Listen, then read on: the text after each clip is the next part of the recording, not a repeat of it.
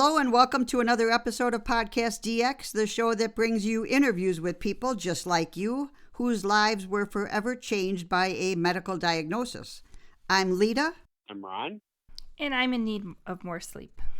She's always in need of more I'm sleep. sorry, I'm very tired. Collectively, we're the host of PodcastDX. On today's show, we are talking about gout, G-O-U-T. I have heard of it before, with Spiro Koulouris. Our guest, Spiro, he's a leading gout diet expert, author, and blogger at gout-and-you.com. He's dedicated his life to inspiring people to obtain a healthy lifestyle and living a gout-free life. Right. Hello, Spiro. Hi, Spiro. Thanks for joining us. Spiro, what exactly is gout? Okay, so according to the Mayo Clinic, gout is a common and complex form of arthritis that can affect anyone. Usually it affects folks over 50 years old, I would say 45, 50, mostly male. It's characterized by sudden severe attacks of pain, swelling, and redness, tenderness in the joints, usually the big toe. It will affect the big toe if you get a gout attack. Okay. That's the joint that it hits the most. And the signs and symptoms of gout almost always occur suddenly and often at night. Usually when I got my first few gout attacks, they were always around 3, 4 in the morning. It includes having intense joint pain, usually in the big toe. I've heard that. Yep. The big toe is the problem area, right? Yeah, usually for the majority of folks that have gout, they'll get it in the big toe. Okay. But I have also got it in the knee. So knee, I would say, is number 2. And then some folks will get it in the ankles, elbows, wrists, or fingers. And after that, it's discomfort. So you're limping around for a few days, right? Sure. Mm-hmm. The attacks usually can last from days to weeks. The big toe usually is inflamed and red and swollen.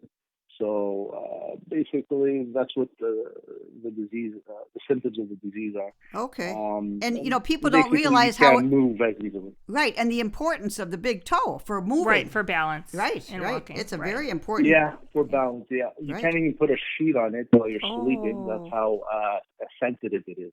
Oh, geez. Yeah, it's actually it's considered one of the worst pains after probably giving birth. Oh, wow. Oh, well, you and people with trigeminal neuralgia are in a same club boat. of your own. Yeah, geez. How common is gout?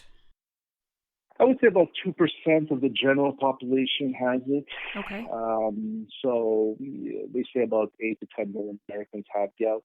That's a lot of people. But it's increasing. It's on the rise, and it's on the rise also with young adults. Okay. Due to drinking a lot of alcohol and the bad Western diet of eating a lot of red meat and so on, that's causing a lot of younger folks to start getting gout. Right. Hi, Spiro. I was wondering if you could tell us and our listeners what sparked your interest in learning more about gout. Okay, so I had gout at a young age, at the age of 26. Okay. But I had an underlying condition called thalassemia minor, a blood disorder, but it's very little. I don't have too much of it. It's nothing dangerous, but the doctors said that's probably the reason why I got gout. So mine is more of a genetic reason, while a lot of other folks, usually it'll be a dietary trigger. Usually eating a bad diet will cause gout. So after a few years, I decided to start learning more about diet, about the medication, and looking at studies of gout. And I decided to start blogging about it because I didn't find much patient information online. So I decided to create the blog, to write articles that are researched, backed up by studies, and have a community basically of folks talking about their experiences through social media and on the website, and trying to help each other out. So basically created gout-and-you.com, and to this day it's probably one of the leading sites for gout information in the world.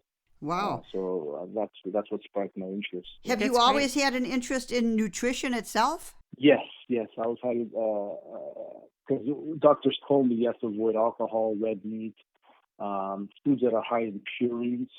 Purine is basically a chemical substance found in all kinds of foods. It's just meat and foods that are high in protein have more of it than, let's say, complex carbohydrates like vegetables and fruit and so on. So I started learning more about it on my own through studies, through Dr. Choi, who's one of the leading researchers for gout nutrition. And basically, the key diet, if you're suffering from gout, is to eat 80% of your daily calories as complex carbohydrates, like fresh vegetables, legumes, some fruit, beans for protein instead of meat if you can, eating 100% whole grain breads, 100% whole grain pastas, 100% whole grain rices. So that should be the bulk of your daily calories. And then you're allowed 10% protein. So you could have lean chicken breast, lean turkey, some lean red meat, fresh fish. We do ask to avoid seafood because seafood is very high in purines and can trigger gout attack. Oh, okay. So no lobster, no shrimp, no crabs. Pork-related meats like processed meats like mortadella or cold cuts or sausages. Those are very offensive to gout sufferers, so I recommend they avoid them completely. Okay. So basically, you have to stick to a few meats and that are lean, not high in fat. And then the other 10%, the last 10% of your daily calories can consist of fat, like in eggs, low-fat milk, low-fat Greek yogurt, butter, and so on. So if you notice, the most offensive foods are animal-based, right? Right. So gout sufferers, that's where they get in trouble. That's where they have to limit their intake is in animal-based foods. Okay. Because those foods have the highest purine. And I guess I know I always considered or had always heard that gout was a rich man's disease, oh, right? Yeah, and I guess that's exactly, the seafood and all of that. I'll tell you a little bit about the history of that. Okay. Back then, the kings and queens were the only ones, or the aristocrats were the only ones that had access to rich foods, right? So lots of meat, lots of red wine, a lot of sweets. So basically, they were the ones that were living it up and eating well, like kings and queens, obviously. And the peasants, who were just farmers, they would eat all the complex carbohydrates. They even have the wealth to have cows and pigs and so on and have the wine. So that's where it comes from, basically. That's how the aristocrats were more prone to get gout attacks. Okay. And how is gout diagnosed? Yeah, when I went in, it was through a blood test to measure the uric acid level. But a doctor can also do an X-ray and lab test and so on. But I would say the most popular way would be through a blood test to measure your uric acid level. They do, a lot of them will not take the medication. It's a big problem in the community. There's been a lot of studies done by doctors and researchers. And the reason being is when gout is not around, if you're not feeling the symptoms of it through an attack, you think it's gone for good and you don't want to take the medication. Okay. Only to get another gout attack maybe 6 months or even a year down the road. Okay. So that's the big issue in the gout community. A lot of gout sufferers do not take the medication because it's not like the symptoms are not always there. It only lasts a few days to a few weeks. So a lot of people skip them. So you typically have to take your medication to keep it under control. Control your uric acid so you don't get any other gout attacks. Yeah. And do you take medication, and has that helped you significantly? Yeah, so I take a medication called allopurinol. It's probably the most prescribed medication for gout sufferers to control uric acid levels. Basically, I take 100 milligrams daily, but on average, an average gout sufferer usually takes about 300 milligrams daily. Oh, wow. And then you have colchicine, which is another medication. But that's more to treat the acute gout attack when you're suffering from the pain and inflammation. You take colchicine in the beginning, and after the attack is gone, you continue with allopurinol so to make sure you don't get a gout attack in the future. Okay. And are there things that can increase your chances of having a gout attack or having gout in general? Studies obviously state that being a male compared to a female, high increased risk of getting gout. I would say 75% of males compared to 25% of women. Women are protected up until menopause. Okay. When your hormones change? Basically, yeah, exactly. After menopause, you're at a higher risk. Okay. Being obese, that's very popular. Being obese increases your risk to develop anything. You could your increased risk of getting heart disease rate, Right. become diabetic, and gout. So try to maintain a healthy weight is key. And then there's other health conditions that, like diabetes or kidney disease, hypertension, heart disease, that if you have that, one of those underlying conditions, you're at a higher risk as well of getting gout later down the road. Okay. Folks that suffer from high blood pressure and take diuretics, which are considered water pills, they're at an increased risk of getting gout. And then alcohol is one of the worst offenders. I would say that with red meat is probably the worst offender. A lot of folks will get the gout attacks after a night of binging and drinking a lot of whiskey or beer, and so on. And then a lot of foods that are high in purines, like I mentioned before, and also foods that are high in fructose, especially high fructose corn syrup. Oh, okay. That's been known. A lot of studies have shown that that's been known to trigger gout attacks and increase uric acid levels. So I also recommend to avoid all sugary foods, although it's very difficult to do. Try to limit sugar intake to about 25, 26 grams a day.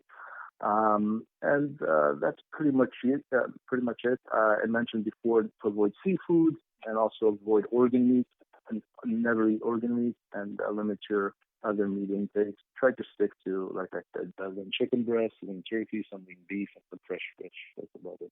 Okay. And Spiro, I understand that gout symptoms can be worse if you have poor kidney function. Is this why people on dialysis often end up with gout?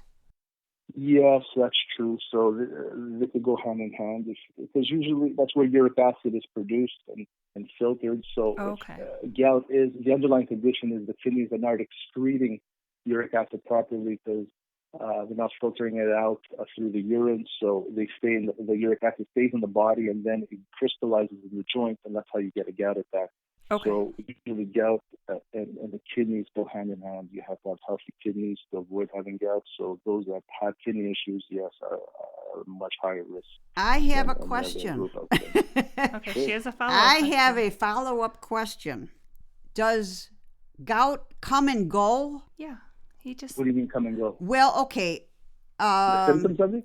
Yeah, let's say if your uric acid levels are okay because you've been watching your diet, so then you would have absolutely no symptoms of gout, and then if you have a high, like you said, binge on if you binge on something, then all of a sudden you get gout.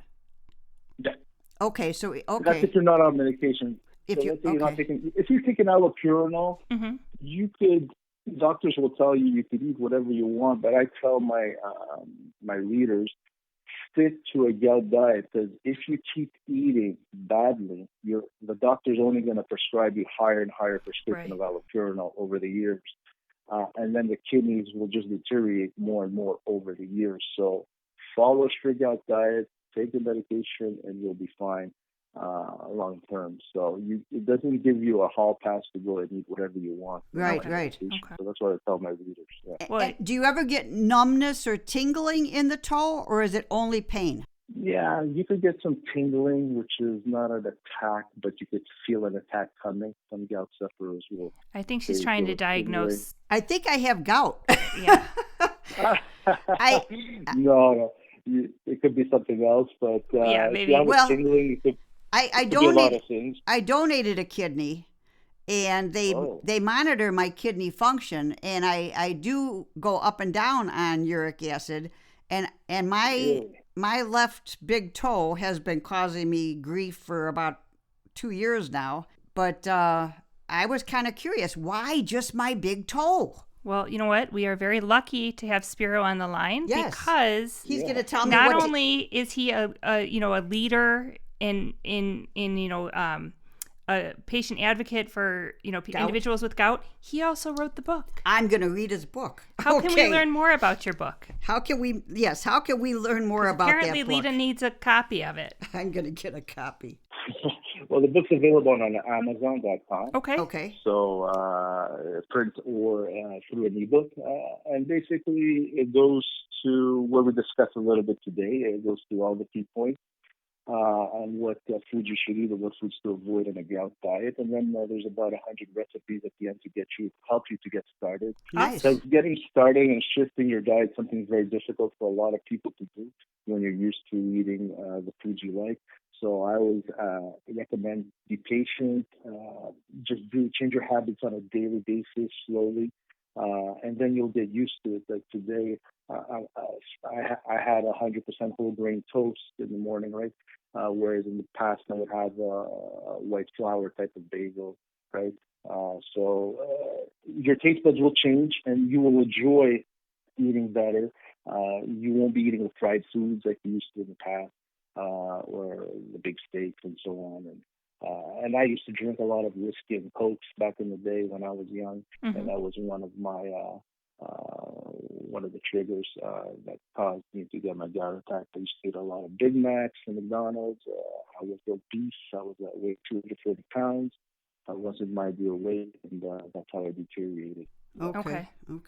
Well, and it sounds like what you're suggesting too is a really good, healthy diet, which is wonderful. And we're going to order our copy of Gout and You, the ultimate gout diet and cookbook. And so it's and why the 80-10-10 diet works best. And I see that we can order it, like you said, on Kindle so that we can get it today. And then there's also, you can get your hard copy as well. But we'll order our Kindle copy today and give it a shot, because if it does help with her toe, that would be great. Yeah.